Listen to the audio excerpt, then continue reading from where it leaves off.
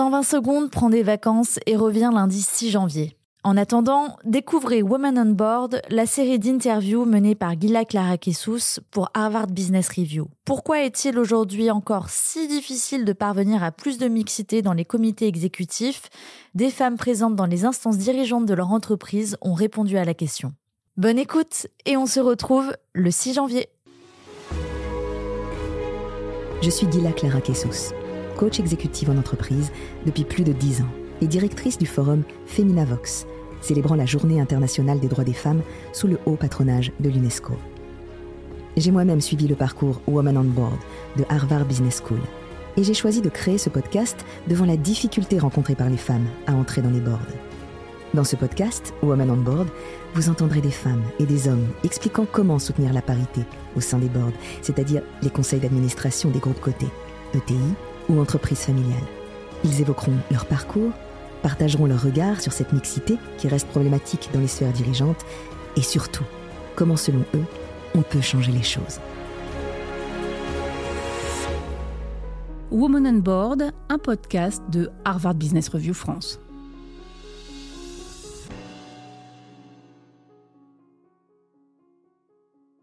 Le podcast Women on Board a pour but de pouvoir donner la parole à des femmes qui ont réussi à pouvoir s'insérer dans les boards et des boards les plus prestigieux, on dira, en France. Pour ce faire, j'ai la chance de recevoir aujourd'hui une invitée qui a été ministre du Travail, ambassadrice de France auprès de l'OCDE, directrice générale de Business France, directrice générale des ressources humaines de Danone et directrice générale adjointe de Dassault Systèmes, membre des conseils d'administration d'Orange, SNCF et Aéroports de Paris. Elle a présidé le CA d'AgroParisTech. Aujourd'hui, elle est membre des conseils d'administration de Manpower Group, Galileo Global Education et Positive, senior advisor chez Bain Capital et membre du conseil du Global Summit of Women. J'ai le plaisir de recevoir Muriel Pénicaud. Merci d'être parmi nous. Bonjour Gila, merci. Alors, c'est un grand plaisir de pouvoir discuter avec vous de comment faire en sorte qu'il y ait plus de parité dans les boards aujourd'hui. Pour ce faire, on revient un petit peu sur votre parcours et ce souvenir sans doute immémorable de comment vous avez obtenu votre première place dans un board. La première board dans lequel j'ai été membre, c'était dans un contexte très particulier. C'est après la vague de suicides chez France Télécom. Et donc, et à l'époque, le Premier ministre avait demandé à 3 personnalités de faire une étude sur comment éviter les risques psychosociaux qui aboutit à ces drames. Nous y étions 3, donc le patron de Schneider Electric, un membre du comité fédéral de la CGT et moi comme DGRH de Danone. Nous avons interviewé pendant 3 mois et donc j'ai passé sur le grill les dirigeants de France Télécom et pour essayer de comprendre comment on est arrivé là. Et quelques mois après, Stéphane Richard, qui était devenu le CEO, m'a demandé de rejoindre le board en disant ces sujets, maintenant, deviennent les sujets des boards, deviennent importants. Et il m'a demandé non seulement de venir au board d'Orange, France Télécom était devenu Orange dans l'intervalle, mais de présider le comité de gouvernance et de responsabilité sociale et environnementale. Ça a été mon premier board. Comme pour tout le monde, c'est le premier board qui est le plus difficile à avoir. Parce qu'une fois que vous avez l'expérience, à tort ou à raison, c'est plus facile. Et après, effectivement, on m'a demandé pour la SNCF et pour l'aéroport de Paris. Et puis après, le ministre. Mais maintenant, c'est une autre histoire. Maintenant, je suis connue dans cet univers-là. Mais je pense quand même qu'il y a autre chose qui a joué. Pas aussi directement pour moi, mais qui a joué. On n'est quand même pas beaucoup d'années après la loi Copé-Zimmermann. Mm-hmm. Et la loi Copé-Zimmermann de 2011, c'est quand même la loi qui a permis de faire de la France le numéro 1 mondial du taux de participation des femmes dans les conseils d'administration des sociétés cotées. L'enjeu maintenant est les sociétés non cotées. Pour les sociétés cotées, à l'époque, on était à 11% de femmes et ça ne bougeait pas depuis 30 ans. Et à l'époque, moi, j'étais dans cette génération, on était un peu humiliés qu'il faille des quotas pour qu'on ait un droit d'accès. On a toutes changé d'avis. Parce que, d'abord, au début, on a dit oui, ça sera des potiches, des nuls, etc. Mais, premièrement, il y en avait plein dans les numéros 2, il y avait plein d'invisibles qui étaient là, qui étaient prêtes.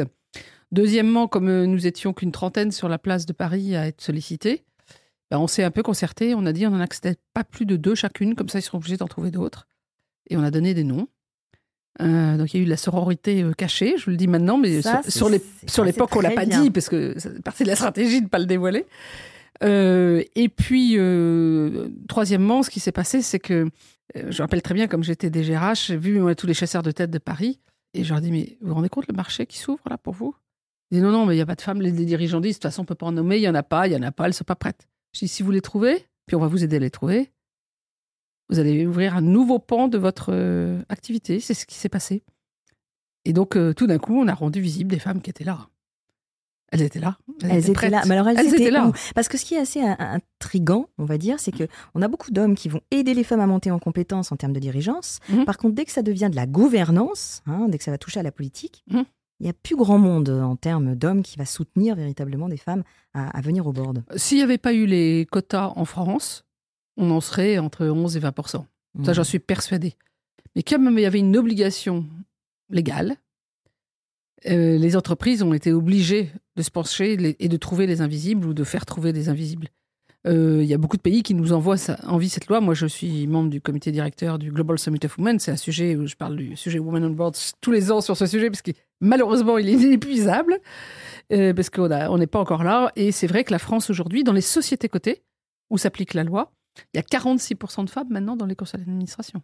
Alors, il n'y a que très peu de présidentes, encore. Voilà. Mais au moins dans les conseils d'administration. Mais les sociétés non cotées, tout le boulot reste à faire. Il y a encore un gros travail. Est-ce que dans toute votre carrière, vous avez été demandeuse? Est-ce que c'est vous-même qui avez déjà fait? Jamais. Voilà. Donc, on est quand même sur un cas un peu d'exception. Oui, mais premier conseil à toutes les femmes qui veulent entrer dans les conseils d'administration, vous dites pas que vous n'êtes pas capable, parce que, alors, quand j'ai lancé Eve chez Danone pour le développement du leadership des femmes, on était vraiment sur le sujet. Pourquoi on se sent toute illégitime, sentiment d'imposteur, etc., etc.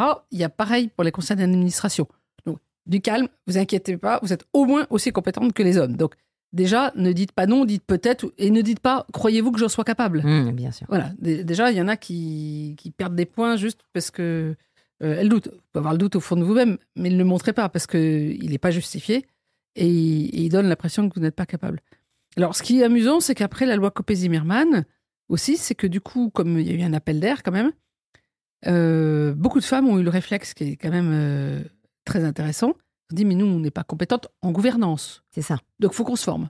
Donc, l'IPA et d'autres, on a monté plein de formations de femmes à la gouvernance. Sauf que quand elles sont arrivées dans les conseils, les hommes n'avaient jamais demandé de formation. Mais jamais. Et comme elles se sentaient moins légitimes, elles ont bossé 2 fois plus, comme d'hab. Résultat, aujourd'hui, par exemple, il y a beaucoup de femmes qui président les comités d'audit. Bien sûr. Ce que je veux dire, c'est que le sentiment de, entre guillemets, incompétence a généré une professionnalisation plus rapide, finalement, des femmes dans les conseils d'administration. Et c'est pour ça qu'il y en a plus que 40% maintenant dans les sociétés de côté, parce que les présidents reconnaissent que ça a fait progresser les conseils dans le sens de la rigueur, l'exigence et du sérieux. Alors justement, on a eu plusieurs femmes qui sont venues à ce micro et qui nous ont dit qu'il ne fallait pas être tellement bonne élève pour réussir à être dans un conseil d'administration. Au contraire, il fallait plus travailler les soft skills que l'expertise en tant que soi. Absolument, parce que là, vous n'êtes plus dans le management, vous êtes dans la gouvernance. Donc, vous ne devez pas savoir tout sur tout dans l'entreprise. Vous devez savoir poser les bonnes questions. En fait, c'est beaucoup plus stratégique dans un sens et beaucoup moins technique dans un autre. Parce que finalement, vous avez un rôle de surveillance, mais aussi de conseil stratégique vis-à-vis d'équipes de management. Et pour le faire, vous ne pouvez pas faire moins bien qu'eux ce qu'ils savent faire dans l'entreprise. Alors, ce n'est pas du micromanagement, le conseil d'administration. Sinon, d'abord, c'est impossible à faire et c'est raté. Donc, vous pouvez aider, en tant que membre du conseil, les dirigeants à voir des angles qu'ils n'avaient pas vus, à se poser les questions autrement qu'ils se l'étaient posées, à leur amener l'air de l'extérieur, parce que quand on est dirigeant d'entreprise, on a le nez dans le guidon, etc., on a quand même le nez dans son business tout le temps, et celui de ses concurrents, mais pas beaucoup plus. Donc, vous amenez l'air de la société, vous amenez l'air d'autres marchés, vous amenez l'air d'autres questions ou d'autres avancées qu'ont les autres entreprises. Donc, vous devez ouvrir les portes, les fenêtres, les esprits, challenger, conseiller et contrôler. Donc, c'est tout sauf des postures d'action. Il faut vraiment se dire qu'on est dans l'influence et la gouvernance, mais pas dans l'action. Donc, c'était déjà le côté syndrome bon élève et parfois excessif chez nous, les femmes, dans le management. Mais alors, il devient inadapté gouvernance. Ça ne veut pas dire, il faut garder du bon élève, être sérieux. C'est-à-dire, tout bêtement, lire les dossiers et voilà. Savoir de quoi on parle. Savoir de quoi on parle. Mais faire le travail d'un membre de conseil, qui, encore une fois, n'a rien à voir. Et c'est le changement de posture, je pense, qui est intéressant, mais qui demande effectivement un petit travail. Le confort n'est pas de savoir.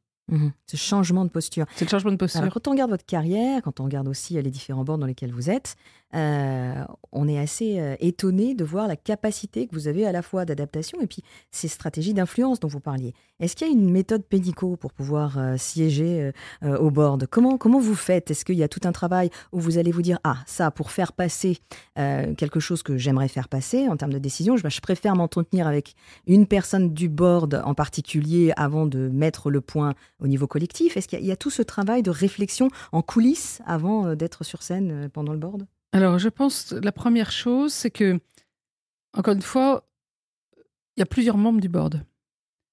Donc, chacun doit et peut apporter quelque chose de différent, si le board a été bien conçu. Donc, il y a des profils différents. Ça vous libère de tous les rôles qui ne vous correspondent pas. Quelqu'un le fera. Si vous êtes le spécialiste mondial de tel marché, d'abord, il y a peu de chances que vous soyez au board, mais c'est pas le sujet. Donc, moi, je pense qu'il faut surtout, comme c'est une stratégie d'influence, d'abord, il faut beaucoup écouter, rencontrer les gens, comprendre, et avec empathie. Enfin, on peut pas être membre d'un conseil d'une boîte qu'on méprise. Vous voyez ce que je veux dire ?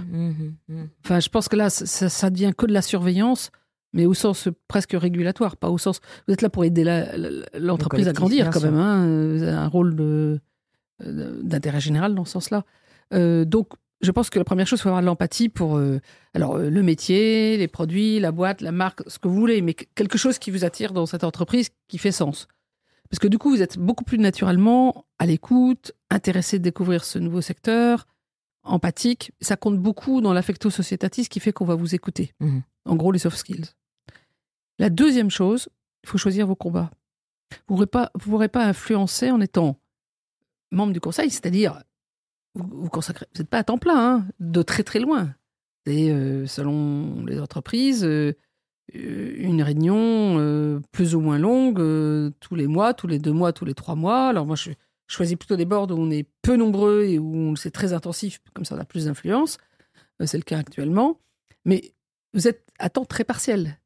Donc, si vous voulez être utile et avoir un impact, qui sont les 2 choses intéressantes, il faut choisir les thématiques sur lesquelles vous pensez que vous pouvez faire progresser l'entreprise.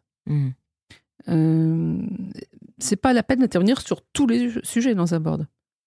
Chacun n'intervient pas sur tous les sujets tout le temps. Mais alors, il faut être identifié comme étant spécialiste. Ah non, c'est soit qu'il se... C'est vous-même qui choisissez. Ah non, c'est soit qui choisit, puis en disant... vous prenez la parole une fois sur un sujet, une deuxième fois, une troisième fois. Bon, après, logiquement, ça a un rapport avec qui vous êtes, ce que vous avez fait, ou des compétences que vous avez. Mais, par exemple, dans les boards que je suis, à chaque fois, moi, j'ai un thème différent. Mais j'ai toujours le thème de l'empowerment des femmes. Celui-là, voilà. Bon, c'est pour ça que si on m'amène dans un board, ce sujet-là, je ne vais pas le lâcher du sol au plafond. Après, j'ai d'autres sujets qui diffèrent selon les boards, mais celui-là, il va être toujours présent. Donc, vous voyez, d'autres, ça va être tel aspect de la gouvernance ou tel aspect du business. Donc, mais ça, c'est important. Vous ne pouvez pas le faire le premier jour parce qu'il faut déjà comprendre. Chaque entreprise est très différente. Les rapports entre le conseil et le management sont très différents. Alors ça, c'est un autre point très important. C'est que plus vous êtes en confiance avec le management, ou plus en confiance avec vous, en tant que membre du board, plus vous aurez de l'influence. Y compris en off, en one-to-one, en disant, je peux intervenir au board, là, mais là, il y a un truc qui me préoccupe. Est-ce qu'on peut en reparler ou est-ce qu'on peut le mettre à l'ordre du jour d'un prochain board ? Vous n'êtes pas obligé d'y aller gros sabot. Mais lâchez pas votre fil. Mais si vous avez une relation de confiance, ça permet du coup quelquefois que le sujet arrive sans que vous ayez besoin de le mettre sur le tapis. Ça, c'est de la vraie influence, ça. Donc ça, c'est quoi ? C'est parce que vous avez suggéré ? Oui, parfois, oui, en disant... Il y a des sujets qui vous paraissent soit des opportunités manquées, soit des risques pour l'entreprise. Sa gouvernance, il y a beaucoup de risques-opportunités quand même. Alors, soit c'est un peu évident et vous pouvez l'aborder directement en conseil, soit le management n'en parle pas, donc le directeur général n'en parle pas, etc. Bon, pourquoi pas lui en parler en one-to-one. Ouais. Et puis après, s'il n'entend pas et vous pensez que c'est important, vous en parlez quand même en conseil. Mais la plupart du temps, lui-même va prendre au sérieux ce que dit un membre du conseil. Quand on est une femme, est-ce qu'on peut être frontale dans un board? Je pense que alors là... Ou alors est-ce qu'il faut trouver l'humour, il faut trouver des pirouettes, je pense que... D'abord, on peut être frontal avec le sourire. Et puis qu'on a un peu passé l'âge et l'époque où on n'est pas ce qu'on est. Par contre, frontal agressif, pour aucun membre, femme ou homme, c'est efficace en conseil. Personne ne fait ça en conseil d'administration. Enfin, si, au début, quand on est dans une grave crise pour l'entreprise. Mais encore une fois, le mot conseil, il est beau, il est important. On est là pour aider l'entreprise, les dirigeants, faire réussir l'entreprise et tout le collectif et tout l'écosystème de l'entreprise. Il n'y a pas de raison d'être... on peut être frontal au sens assertif sur un sujet. Mais... Est-ce que, par exemple, vous conseillez toujours de parler en jeu? Pour une femme, par exemple, c'est important de relativiser aussi, d'avoir une posture un peu humble ou pas du tout? Pas du tout. Non, vous parlez de l'entreprise. D'accord. Donc, vous dites, attendez, là, je suis préoccupée, on parle pas dans ce sujet, on n'a pas parlé de ça. Ça me paraît pourtant quelque chose qui va beaucoup impacter l'entreprise. Alors, ça peut être la géopolitique, l'intelligence artificielle, ce que vous voulez. Donc, quelles sont vos réflexions là-dessus? Parce que moi, ça me paraît important et pour l'instant, on n'en a pas parlé. Vous parlez de l'entreprise, vous parlez de... Il n'y a pas besoin de dire... Une fois que vous êtes membre du board, vous êtes membre du board, non? Il n'y a pas à vous excuser d'être membre du board. Après, encore une fois, si vous intervenez sur tous les sujets... Ça devient fatigant. C'est saoulant, quoi. Et puis, ça n'apporte rien parce que votre parole n'a moins de valeur. Donc, il faut quand même... c'est pour ça que je dis qu'il faut choisir un peu les thèmes. Et ceux-là, vous pouvez avoir une vraie influence. Est-ce que vous avez été très souvent seule femme dans des boards? Dans les boards, non. Comité exécutif, les 2 fois, la première et la seule, pendant donc au total 12 ans. Donc seule, première, je suis habituée. Les boards, on était tout de suite 2, voire 3, parce que comme c'était l'époque où il y avait la féminisation. Par contre, j'ai été dans les... Oui, au début, maintenant c'est plus rare, mais c'était assez rare d'être président de comité. Et je l'ai été dans les boards où j'étais à chaque fois. Et ça n'a pas posé de problème? Ça, non. Mais par contre, si vous avez l'occasion de l'être, ça, il ne faut pas hésiter, parce que vous avez plus d'influence. C'est intéressant. Alors, quand on dit plus d'influence, c'est plus de travail, c'est-à-dire moins de temps personnel. Comment est-ce qu'on gère? Parce que là, j'ai nommé le nombre impressionnant de conseils d'administration dans lequel vous êtes. Aujourd'hui, c'est 2. J'avais toujours eu 2 ou 3, pas plus. Mais ça prend déjà du temps. Ça prend combien de temps? Alors, aujourd'hui, ça me prend plus de temps parce que j'ai choisi des boards qui se réunissent beaucoup et où, dans les 2 cas, le chairman étant en même temps directeur général, utilise le conseil d'administration vraiment comme son conseil stratégique. Manpower Group, on a 6 boards par an entre 2 et 4 jours. Hein. Donc c'est... 2 et 4 jours? Oui, ça c'est le plus intensif que j'ai jamais connu. C'était pas du tout le cas des sociétés du CAC 40, où c'était beaucoup moins important. Mais du coup, on va loin. Et on n'est que 10. Hein. Donc, on est tous membres de comité. Mais c'est parce qu'on est vraiment utilisé par le management comme du conseil stratégique, ce qui est très intéressant. Très intéressant. Et alors, du coup, ça vous demande combien de temps de préparation? C'est la première année qu'il y a beaucoup de temps de préparation, parce qu'il faut comprendre la boîte, quoi. Enfin, il faut comprendre les éléments clés, etc. Après, il y a des exact summaries bien faits, etc. Il faut savoir lire vite, intensément, voir l'essentiel et s'en rappeler, quoi. Mais... Et alors, quand on vient vers vous pour vous proposer un conseil d'administration, est-ce que c'est par rapport aux alliés que vous allez trouver dans le conseil? Est-ce que c'est par rapport à la thématique? Est-ce que c'est par rapport à ce que, la motivation de découvrir un nouvel univers en termes d'entreprise? Vous voulez dire dans ceux que je choisis ou pourquoi on me propose? Ceux qu'on vous propose et que vous choisissez. Oui. C'est quel critère qui va vous faire accepter? Ça a un peu changé dans mes premiers boards, donc il y a une douzaine d'années, 10-12 ans. D'abord, j'étais super contente d'entrer dans un board. Voilà. Bon, et il y a le cas particulier la dimension connaissance, ressources humaines et travail était importante à chaque fois, parce que France Télécom, c'était bien ça. Et du coup, mais ce qui est intéressant, c'est que je présidais en même temps le comité de gouvernance et de RSE. C'était plus large. Mais bon, c'était vraiment pourquoi ils se sont adressés à moi. Ensuite, la SNCF, les problématiques sociales et humaines sont très importantes. Mais je présidais le comité fret et logistique. Donc, oui, c'est très business. Parce que je représentais aussi les clients, dont Danone faisait partie. Donc, vous aviez déjà, en fait, l'économique et le social. Voilà. Moi, j'ai toujours été sur économique et social. Jamais que social ou que économique. J'ai toujours marié les deux. Aéroport de Paris. Alors, Aéroport de Paris et SNCF, je trouve que c'était très intéressant. Enfin, même Orange, il y avait un côté infrastructure structurante de la vie quotidienne. Les trains, les avions, c'est assez fascinant, quoi. Et les télécommunications en pleine mutation. Et alors, aujourd'hui, c'est maman et de bord, il y en a un sur le champ travail et l'autre sur le champ éducation. Là, je suis en plein dans le sujet. Là, c'est assez logique. Qui m'est demandé, mais moi ça m'apporte aussi des choses parce que ça me permet de continuer à voir mondialement dans les deux cas un certain nombre d'évolutions qui se font vues par les prismes de ces marchés. Donc alors surtout au début, vous disiez que quand on est venu vous chercher, c'était quand même assez flatteur. Oui. Est-ce que vous avez dit non à plusieurs boards? Oui. Et qu'est-ce qui vous fait dire non? C'est le temps, c'est la thématique, d'abord, c'est les personnes? pas plus de 2 à la fois, parce que justement, je fais d'autres choses dans la vie et que non, par contre, si j'y vais, j'ai envie de le faire bien, quoi. Donc plus ça prendrait trop de temps par rapport à d'autres choses qui sont également importantes pour moi. Donc c'est ça. Et après, du coup, aujourd'hui, aujourd'hui, c'est assez facile de me dire que je choisis celle qui continue à être sur les champs où je sais que j'apporte directement plus. Et quand vous apportez plus, vous recevez plus. Hein. Ça marche dans les deux sens. Bien sûr. Donc, et puis, dans un de mes critères aujourd'hui, c'est que j'ai plus envie d'être dans des conseils où il y a 20 personnes autour de la table, dont les 3/4 sont pas dans un comité, donc ils survolent un peu. J'aime mieux une équipe de conseil d'administration plus resserrée et où on a un échange avec le management qui va plus loin. Vous êtes resté en moyenne combien de temps dans un board? Je suis restée en moyenne 5 ans. Ça aurait pu être plus. C'est souvent on fait 2 mandats, mais en attendant, j'étais devenue DG de Business France qui m'empêchait de rester chez Orange, et après ministre qui m'empêchait d'être dans aucun board. Voilà. Donc j'ai interrompu.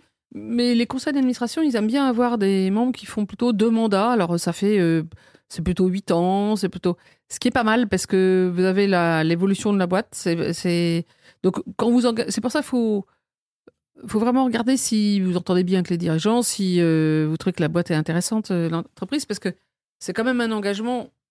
Enfin, vous pouvez arrêter à tout moment, mais c'est quand même votre valeur, elle augmente quand même au fil du temps. Alors bon, le syndrome de bon élève de la femme qui est au board, qui prépare ses 15 questions et qui a déjà fait tout un... Oui, alors il faut mieux en préparer 3 percutantes que 15 pour montrer qu'on a lu le dossier. Non, vous êtes supposé l'avoir lu, c'est pas la peine de le démontrer. C'est ça, et en plus, cette femme qui va dépenser quand même quelquefois des sommes assez conséquentes pour se former. Est-ce qu'aujourd'hui, c'est nécessaire de se former pour être dans des boards? Alors moi, je suis un peu ambivalente sur le sujet, parce que... je vois que le marché de la formation des femmes dans les boards, les hommes n'y vont toujours pas, hein, donc c'est quand même un gros point d'interrogation. Enfin, c'est pas un point d'interrogation, c'est un symptôme. Il y en a beaucoup qui croient que la formation va leur ouvrir les portes d'un conseil. Je pense que, honnêtement, quand on vous propose un conseil, on ne regarde pas si vous avez fait une formation ou pas. Je m'excuse, je suis un peu dure, mais après, si, par exemple, vous n'avez pas du tout de compétences dans l'aspect financier, il y a forcément une partie financière dans le board.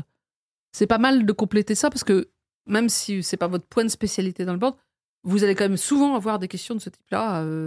Faut comprendre. Donc, ça peut être utile. Mais ne pensez pas que c'est la porte préalable à entrer dans un conseil. Vous pouvez le faire pendant, avant, ou pas du tout si vous n'avez pas besoin, ou en ligne, ou je ne sais pas quoi. Mais non, par contre, pour pouvoir trouver un board, tout le monde n'est pas appelé directement. Et puis maintenant, j'ai une visibilité, donc c'est différent. Je pense que c'est vraiment... Mais il faut bien réfléchir au réseau qu'on a. C'est ça. Et là où on peut apporter quelque chose. Et quelquefois, ça peut être dans son entourage. Il y a aujourd'hui énormément d'ETI en France, de PME, qui commencent tout juste à s'ouvrir à la féminisation. Là, il y a un marché énorme. Et c'est souvent intéressant parce que c'est des boîtes qui sont dans un territoire, qui ont un potentiel de croissance. Donc là, je pense qu'on peut aller contacter des gens en disant... Mais je pense qu'il faut utiliser beaucoup son réseau. Revenons sur votre expérience. Est-ce que vous avez fait des postes dans des boards qui étaient non rémunérés ? Est-ce que vous avez, dans votre carrière, accepté de pouvoir siéger dans certains postes non rémunérés ? Oui, 3. La présidence d'AgroParisTech, une école d'ingénieurs publics. Donc là, évidemment, ça n'est pas rémunéré. C'est pour le bien commun. D'autre part, je préside le board d'une fondation que j'ai créée où on aide des artistes émergents. C'est évidemment bénévole. Et puis, je suis membre du conseil d'administration de Positive, qui aide des jeunes entrepreneurs à démarrer et où tout le monde est bénévole aussi au niveau du conseil. Donc voilà, j'ai un mélange de bénévoles. Mais évidemment, quand c'est des grands groupes, c'est rémunéré. Est-ce que vous le conseillez pour des femmes d'essayer d'avoir un peu comme vous un équilibre entre rémunération et non rémunéré ? Beaucoup de femmes pensent qu'il faut commencer leur carrière avec des boards non rémunérés. Je pense que ça change rien au fait que vous alliez dans un autre board, mais si ça a du sens pour vous, faites-le. Il faut qu'il y ait une cause qui soit... Une cause qui vous fasse du sens. Enfin, la vraie stratégie, c'est le réseau. Et là, vous pouvez démarcher. Mais dans le one-to-one, quoi. Parce que justement, comme c'est souvent des engagements de longue durée, pour les dirigeants, c'est pas simplement une collection de compétences. Je sais qu'il y a beaucoup de chasseurs de tête qui cherchent des membres de conseil. Ça passe un peu par eux. Donc, il faut aussi s'adresser à ceux... Il y en a 5-6 qui sont spécialisés là-dessus. Mais il faut quand même beaucoup activer votre réseau parce que quelquefois, les gens ne pensent pas à vous. Ils disent « Ah ouais, mais tiens, tu pourrais nous apporter beaucoup. » Donc, une vraie mise en visibilité. Vraie mise en visibilité. Alors, est-ce que faire un board bénévole, parce que c'est dans le domaine associatif, etc., aide ? Je ne sais pas. Une entreprise, est-ce qu'ils vont se dire c'est des compétences transférables ? Je ne sais pas. Mais ça peut être intéressant aussi pour soi-même se roder. Oui, pour se roder. Beaucoup de femmes qui ont été donc à ce micro nous ont dit que la première question que se posent des membres du board lorsqu'ils veulent vous recruter, c'est est-ce qu'elle va faire partie du collectif ? Est-ce qu'elle va réussir à se fondre dans le collectif ? Quelle est votre recommandation pour se fondre dans le collectif ? Vous avez une personnalité quand même qu'on connaît, avec un franc-parler. Comment vous arrivez à faire en sorte que le collectif ne vous voit pas comme menace en tant que femme ? Comme femme ou comme personne, je dirais c'est la même chose. Je pense que c'est pour ça que j'ai parlé d'empathie au début. Il faut vraiment avoir envie de travailler avec les autres membres du conseil, avec le management. Enfin, c'est des gens que vous appréciez pas. On peut prétendre au collectif, mais je pense que c'est important de dire que c'est un travail d'équipe, le conseil. C'est pour ça qu'on n'a pas besoin de poser 15 questions, parce que d'autres vont les poser. Et si vous voulez montrer la meilleure élève, vous allez irriter tout le monde à juste titre. Se dire, tiens, c'est intéressant, dans ce conseil, il y a un tel qui vient de tel univers, un peu au début, faire du one-to-one pour se connaître. Il y a des entreprises qui l'organisent un peu dans le onboarding. Il y en a qui organisent le onboarding des nouveaux membres, ce qui est bien, mais toutes ne le font pas. Mais vous pouvez le faire vous-même. Et je pense que c'est bien de comprendre un peu quels sont les ressorts, les motivations de chacun, et du coup de valoriser aussi les autres. Et sur certains sujets délicats, de dire, tiens, et toi, t'en penses quoi avant une réunion de conseil ? Est-ce qu'on est d'accord ? Tu veux qu'on intervienne ensemble ? Enfin, un travail d'équipe. Faire des alliances, quoi. Des alliances, un travail d'équipe. Et puis à la fin, c'est le conseil qui est efficace ou pas. C'est pas une personne. Vous n'êtes pas leader. Vous êtes membre d'une équipe qui a un rôle de conseil. Donc, je pense que ça, c'est intéressant. Et comme en général, les membres de conseil sont quand même assez variés, c'est assez facile d'être empathique parce qu'il y a des curiosités un peu naturelles de gens qui ont un profil différent, qui viennent d'ailleurs, qui ont un autre background. C'est intéressant. Et oui, c'est des alliances qui peuvent être très sympas. Alors aujourd'hui, les nouvelles normes européennes proposent une loi Women on Board avec justement des possibilités de quotas. Qu'est-ce que vous en pensez et comment faire en sorte de faire comprendre aux hommes qu'il faut qu'ils laissent la place pour le bien de tous ? Alors c'est très intéressant parce qu'en France, en 2011, c'était très très débattu. Faut-il des quotas, pas des quotas ? La loi Copé-Zimmermann a été très bien faite parce qu'elle y va par palier. Il y avait au bout de 2 ans, 3 ans, 5 ans. Il y avait 5 ans pour se conforter. La loi Marie-Pierre Rixain aussi. La loi Marie-Pierre Rixain est pour la même raison, et l'index que j'ai lancé, il est progressif aussi. Parce qu'on a toutes les deux tiré la leçon positive de ça. Aujourd'hui, tout le monde considère, et c'est pour ça que l'Europe veut le faire, ils veulent copier la législation française sur de différents sujets, l'index aussi d'ailleurs, et sur les conseils d'administration, enfin, copier et l'adapter, mais s'en inspirer. Toutes les autres femmes en Europe et aux États-Unis nous envient cette loi. Donc, moi, je suis résolument pour. Bon. Après, comme toujours, il y a un passage culturel qui n'est pas facile à faire. Il y a l'accompagnement, mais c'est plus de l'accompagnement que de la formation. Et parce qu'il y a... quelquefois, il y a quelques conseils quand vous êtes... Enfin, moi, je n'ai pas été la seule, mais on était 2 au début, et dans les comex seuls. Il y a le côté, on est entre nous, on fait nos blagues à nous. Enfin, vous voyez, le truc classique des mecs entre eux, quoi. Bien sûr. C'est pas méchant, mais ça empêche beaucoup l'intégration. Donc, je pense que pour les groupes d'entreprises internationales qui ont des activités en France et dans d'autres pays, moi, je les inviterais à inviter les membres du board français, hommes et femmes, à venir parler aux équipes en Allemagne, en Pologne, en Italie, etc. Et ils verraient qu'aujourd'hui, c'est un satisfait. Si on n'avait plus la loi, je crois qu'on ne reviendrait pas en arrière. Parce que vraiment, je vous dis, sinon on sera à 40%, on est à 46%. Oui, c'est quand même... avec beaucoup de présidences de comité. Donc c'est... Voilà, la greffe a prise. C'est plutôt un succès. Non, c'est un succès. Si on revient sur l'index Pénicaud, justement, celui que vous avez mis en place, est-ce que vous pouvez nous en rappeler l'historique et en quoi est-ce qu'aujourd'hui il a pu aider justement ces lois sur les quotas? Alors, on a effectivement un arsenal législatif de 3 lois en France sur l'émancipation économique des femmes. Enfin, loi récente, parce qu'il y avait la loi Yvette Roudy, mais en 1972. La loi Copé-Zimmermann en 2011. Ma loi pour la liberté de choisir son avenir professionnel en 2018, dont l'apprentissage, le CPF et l'égalité homme-femme, dont l'index.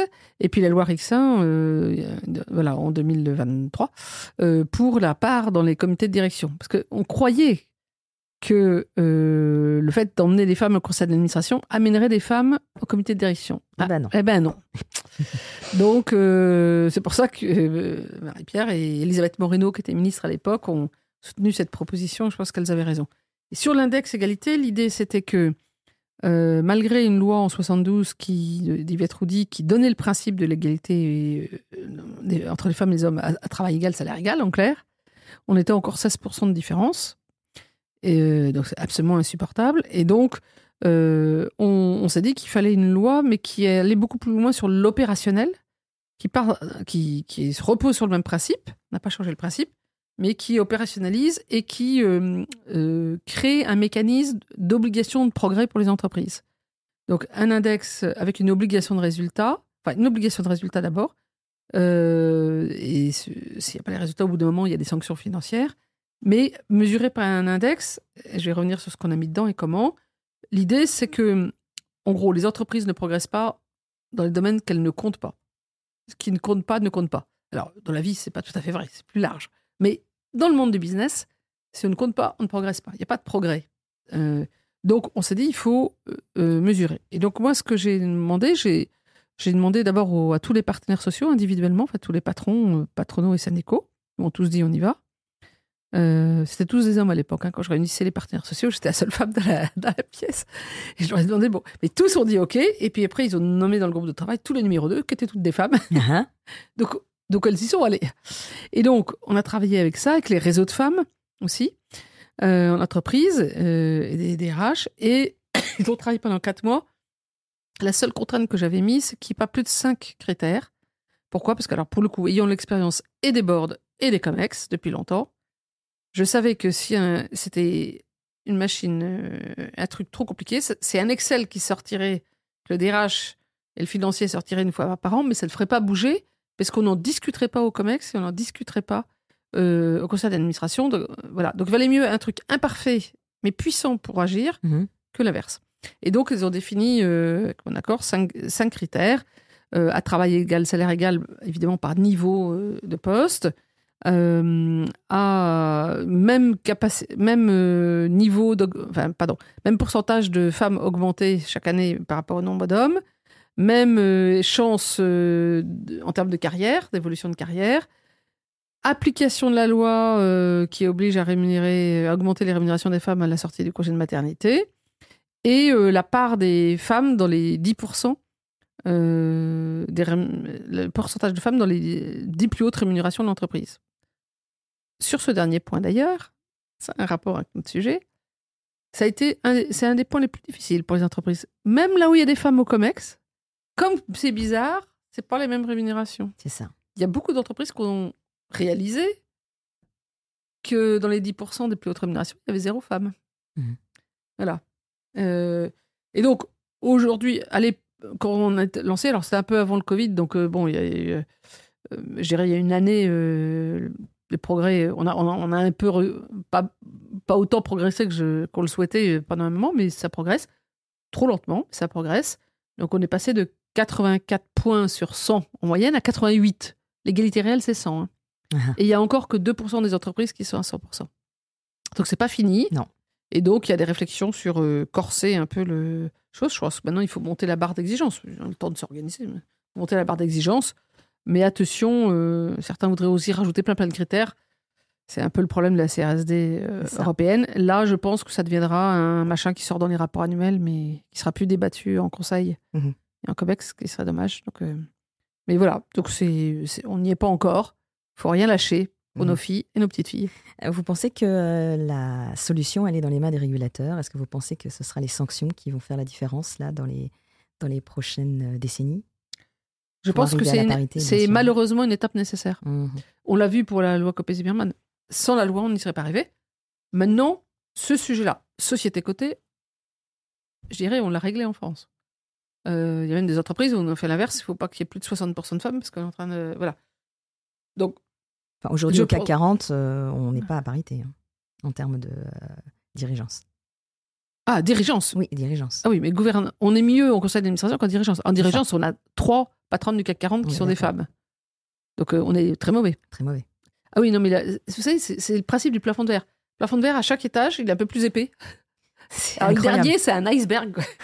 Donc, non, là, il ne faut pas lâcher. Mais non, je pense malheureusement qu'on a besoin de la régulation. C'est intéressant d'ailleurs parce qu'il y a plein d'études économiques. D'ailleurs, je suis sûre que Harvard Business Review en a fait ou est publié.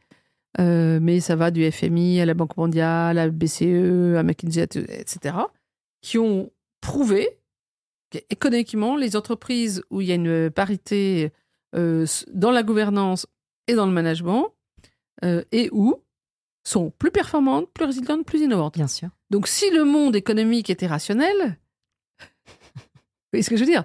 Il faut s'y précipiter parce que c'est la recette pour réussir.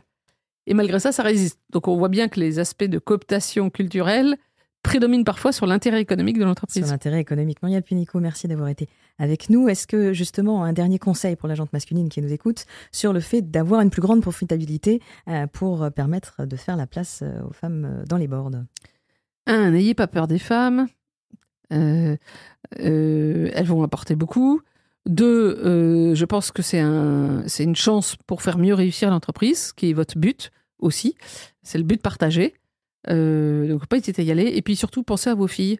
Parce que si vous avez des filles ou des nièces, enfin, des jeunes que vous connaissez, et que vous leur dites bah écoute, je suis désolée, tu n'auras pas la même rémunération que ton frère ou ton cousin, même si tu as fait la même école, parce que ben voilà, c'est trop cher pour l'entreprise. Et puis au conseil, ben oui, mais tu pourras moins assister. Ben oui, c'est difficile, mais bon, c'est comme ça la vie.